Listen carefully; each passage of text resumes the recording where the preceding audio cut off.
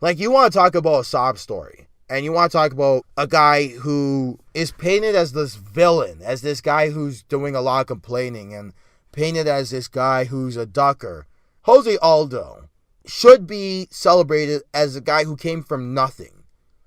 Who, you hear stories about his training camp going to guys in their training camp asking for food to give to Jose Aldo.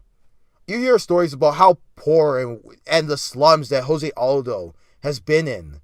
Yet, people will paint him as the villain and Conor McGregor as the hero. Meanwhile, and I get it, listen, Conor McGregor is an inspirational figure. But, meanwhile, Conor McGregor has yet to defend the title. Now, he got stripped of the featherweight title, but why did he get stripped? Because he didn't want to go to the door of death and cut 100 to 145 to face Jose Aldo a second time.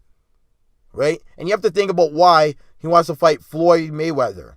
Because he doesn't want to go to 155 and face Khabib and face Tony Ferguson. You got to think about that before people criticize Jose Aldo, who, by the way, I have criticized. He pulls out of one too many title fights. I'm not going to lie to you. But you want to talk about an inspirational figure. Jose Aldo is an inspirational figure. And I hope Jose Aldo wins. And I hope Jose Aldo goes and faces Conor McGregor before Floyd Mayweather does. I hope. But it's not going to happen. But I hope it happens. And I hope Jose Aldo wins. Because you want to talk about a guy who was unfairly disrespected by his commissioner, who has had the rough shake at life for multiple years, who has kept coming back and kept pushing forward. It's Jose Aldo. Jose Aldo's the guy who kept pushing forward. Jose Aldo's the guy who came from nothing to rise up. Now, Conor McGregor, he's an inspirational figure, and he's a self-made guy, and he's a guy that you should get behind. You should.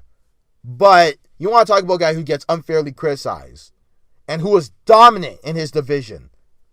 Jose Aldo's the guy. And Jose Aldo's the guy that should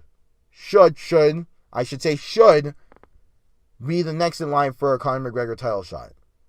But he's not coming in here mentally prepared. And that's why Holloway's going to win.